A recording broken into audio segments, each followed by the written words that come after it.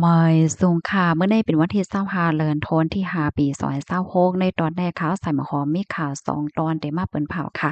ตอนที่1ค่ะมีข่าวเอาออกมาว่าโลดก้าอันลูกดีฝั่งตาคิดเลขเสียก็ได้เข้ามาตั้งฝั่งแม่สายในเตเลยมีไหวพรบเนี่ยค่ะว่าอันนี้ก็ได้เรียกว่าเป็นข่าวเงาใหญ่เที่ยงตอนดับพี่น้องค่ะดังปอดวันออกโค้งเนาะข่าวเที่ยงตอนหนึ่งค่ะภูมิพลพรข่าวลงเปิ้นตีกดทัดที่ในกาดเสียก็โคบโทบหันก้นยานเมืองตั้งน้ำไหนอ้อ ออนตั้งเปิ้นได้แต่ก็เฮาคามาถ่อมด้วยข่าวโคในค่ะเมื่อวันที่22เดือนธันวาคมที่5ปี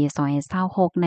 มีข่าวงาออกมาว่าอยู่ดีภูมิปุณพรคปภใจดอนเก้งไห้ไล่ออกมาลาดว่าของการเขานั้นมีหน้าที่ปนพรลุ่มลาด้วยถึงแลปกป้องป้ายหมักมีผายหับห้องเพอันไทยเขาห้องว่าประกันภัยเมืองไทยเนี่ยค่ะโคมป้าถึงลุ่มลาด้วยถึงพรปางพรหลีก้นวันก้นเมืองอำว่าที่เป็นพี่น้องก้นไทยแล ก้นนอกเมืองติอันหบทบยาเพกึ่งกลางติในเมืองไทยเฮ็ดจังไหนอ้อกำนั้นแลจำหนังปักเปิงไว้มีไว้ยาวนั่นไหนมักมันให้โลดโกลำๆตีอันใจในเมืองไทยในแต่ละเฮ็ดพรบไหนคะอ้อม บางมันให้โลดอันที่มีไหวที่ต่างวันต่างเมืองเสียก็เอาเข้ามาใจที่ในเมืองไทยโจกเข้านั่นก็เตไลเฮ็ดไหวรับรองโลดคำแหลนลิ้นเฮ็ดไหนคะนะสอนเจ้าหนังว่าอำตึกกำเฮ็ดจอมประวัติเนี่ยก็เตจ้างยาหมาบไหมเงิน10,000 บาทในอ้ออยู่ดีห้องปลิกแม่สายเนี่ยก็ไล่ออกมาลาดค่ะเอาว่าแต่เอาวันที่25เดือนธันวาคมที่5ปี2026ในกว่า ตั้งฝ่ายภูมิพลพรปลีกและเทศกิจภูมิพลพรที่ในเว้งแม่สายนั่นค่ะน่ะก็เตคับขึงกว่าหนังเข่งๆแข็งๆยาวในเนาะเตกดทัดด้วยว่าก้นที่อันฮอมาในจ่องมีพรบ5ให้แหน่นะโลดก้าและโลดเคิงที่อันลูกดีตั้งฝั่งตาขี้เหล็กเสียก็เข้ามาในจ่องมีไหวจำหนังที่อันมักมันไว้5ให้ได้เปิ้นเตแข็งๆแฮวก็กดทัดกว่านะคะตอนตาโลดก้าลำไหลที่อันไข่เฮ็ดพรบ ลดคามแหลนลิ้นในพื้นที่แม่สายได้ก็กว่าคับขึงเฮ็ดไหลดีโคงลือเศร้าแม่ของเดลต้าเว้งพังคำจะเว้งแม่สายใจดอนเก้งไห้ไหลอันนี้ก็เปิดตื้อต่างปันโลดกาที่อันลงมาตั้งฝั่งตาขี้เลือกเขียวก็เข้ากว่าคับขึงไหลยาวในค่ะคอมมอนตอนในค่ะไหลเบิ่งอิงเอามาดีห้องการข่าวเก้งไห้เนี่ยค่ะอ้อม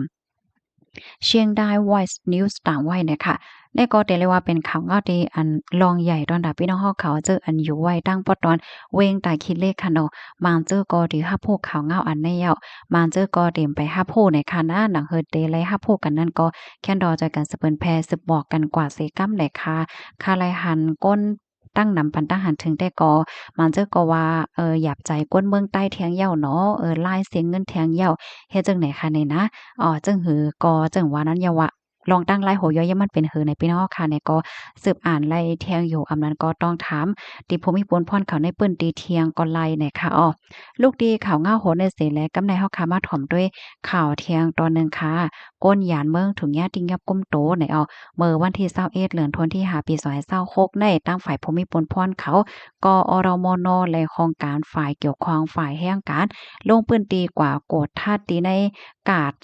ปอดตอนสายไหมเมืองกอกกรุงเทพเมืองไทยฮอบทอบหันก้นยานเมืองตีอันตึกเฮ็ดการเฮ็ดงานอยู่ที่ในกาดในซ่าน่ะค่ะมานจื้อได้ก็มีวอดไหวทุกแม่นอยู่ค่ะนะก้วยกาฮอบทบหันว่าจื้อเขาในเหตุการณ์อันเจ้าก็มีส่วนไล่เฮ็ดในเจ้าหน้าที่ก็จังไลกุมโตจื้อเขาในไล่ตองไล่ถามให้ก็คับขึงกว่าจ้อมหนังปักเปิงหมายมีค่ะ อันที่ภูมิพลพรเขาลงพื้นที่ในปอกกำแหน่ก็ยอบไหลอยู่เก่าก่อค่ะเป็นก้นเมืองโฮมตุ่ม4เป็นก้นเมืองโฮมตุ่มโพจ้าย4ก่อผู้หญิง1ก่อก้นลาวโพจ้าย1ก่อและผู้หญิง3ก่อเนี่ยค่ะเลยฮู้ว่าตั้งหมดในเนี่ยเอาตั้งพิดว่าโดยรวงมีไว้ขวางเหตุการณ์และเหตุการณ์อันเจ้าก็มีส่วนไหลเฮ็ดเหมือนจังว่าอยู่หน้าแสงหน้าร้านเหี่ยวก็ขายตั้งกินตั้งย่ำขายผักเยอะนางเขียวจังไหนไว้หลังเสติ้งยอบก้มโตและยาภูมิพลพรก็เลยเอาตัวเจอเขาในส่งกว่าที่โฮงปลิกสายไม้เปิดดาปันรถต่ำกว่าจำหนังปักเปิงหมายมีวันเมืองมีค่ะลองตรงหนึ่งในพอกำในกรในให้หันว่าภูมิพลพรเขานั่นไหนเตเคียงแข็งกดทัดหนังเตเตว่ากูดีกูตั้งยาวเปิดดาฮักษาลองมันกึ้มหนิ มเศร้าและลวงหยุ่มยำตั้มใจที่ก้นวันก้นเมืองว่าเฮ็ดจังไหนค่ะข้อมูลตอนในค่ะเลยปีมาที่ห้องการข่าวท็อปนิวส์ต่างไว้ในเมื่อเหลียวในเปิ้นทัดแห้งเตยาวค่ะเนาะพี่น้องเฮาค่ะที่เว้งเกี้ยงใหม่ก็ทัดแห้งน่ะเนาะเมื่อว่ามื้อซื่นในที่เกี้ยงใหม่ในเปิ้นเข้าทัดเป็นหลายตีค่ะนะว่าได้เป็นปื้นตีอยู่เศร้า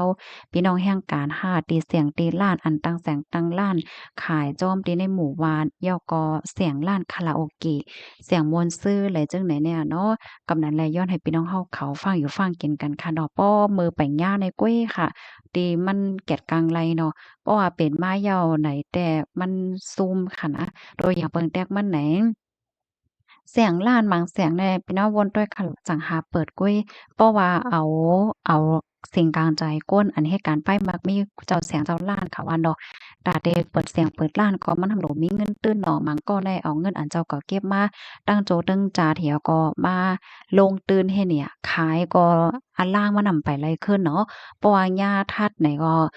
เสียงลั่นก็เปิดให้ปีกเฮไหนเนาะลิกับลิแดงเนาะเฮายกตัวอย่างมันนะเปิ้นให้ปีกเฮทำย่าหมาบไม้แทงเฮเนี่ยเพราะว่าเป็นเจ้าแสงเจ้าล้านเนาะจางก้นมีวัดไว้มาเหตุการณ์5อำนั้นก็จางก้นมาเหตุการณ์ยาวก็เหตุการณ์อันมีส่วนไรเฮ็ดเนี่ยก็ย่าไหม้แทงค่ะนะในตอนพอเล่งมีเลงเนี่ยมันเจอในเงินเก็บอันเก็บไว้ตั้งโจตั้งจาดก็มาใส่เอ็นใส่ย่างตีนั้นหมดกว่าเหย้าเฮทำย่าหมาบไม้แทงเฮยาวตั้งพี่แทงเฮเนี่ยอโลไว้เหมือนตั้งว่าเอา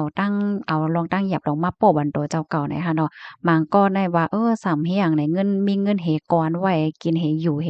เลี้ยงนาเฮิรนก็ยังอยู่เลยเป็นแทงหลายปีแค่ไหนไหนเนาะ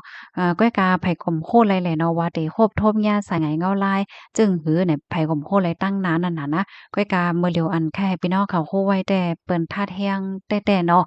เมื่อป่นมาเมื่อโคเลยในห้องการลงฝ่ายจัดหาการงานเปิ้นก็ออกขอบโป่งมาอย่าว่าให้เข้มแข็งทัดห้องการลงฝ่ายผลิตก็ออกขอบโป่งมา ย่อก็ลงปองจึงเนาะอันเป็นจอมพ่องหลวงเมืองไทยก็ออกขอบปงมาลองในเลอเสนั่นก็เปิ้นยังออกขอบปงมาแทงว่าขหาบการค้นเปิ้นเล็กว่าสังว่าจังไหนเต็มเลยกินสู้กินลาบนะคะข่าวเงาที่ก็ออกมาจังหนังไหนนะคะน่ะคือพี่น้องเฮาเขาเดี๋ยวเลยค่ะพวกก็เอามาปอกมาแล้งปั่นกล้วยเนี่ยค่ะเนาะพี่น้องเฮาเขามาเจอดีว่าอยู่ไว้ในสายงานเงาลายในติไลเฮ็ดหือหลานในเนี่ยก็อยู่ที่พี่น้องเขาแต๊ดๆก้วยอันใดเด็กก็จำหนังติกะหันแม่นขาวเงาเห็นเลยค่ะมาป่องแรงปั่นพี่น้องเฮาก้วยป้อหลีก็เอาป้อเหมาก็8ค่ะเนาะอ๋อค่ะลูกดีขาวเงาโหดได้เห็นแล้วกำในเฮาคำมาถ่อมด้วยขันคำอีกหนึ่งค่ะเนาะคำแตงเพราะว่าเฮาคามีเสียกว่าขาย1วันในเด็กขายเลยอยู่69,000เฮง6ปาก50เพราะว่าก็ซื้อซ้ำติเลยปันอยู่69,000เฮง8ปาก50คำหางเคิงค่ะเพราะว่าเฮาคามีเสียกว่าขาย 1 วันได้เด็กขายเลยอยู่68,000เห็น2ปาก50เพราะว่ากว่าซื้อซ้ำแต่ละปันอยู่76,000ปาก50ค่ะคันแลกเงินเนาะ$1อเมริกันแต่แลกเงินไทยอยู่32.73ว่าจังไหนค่ะ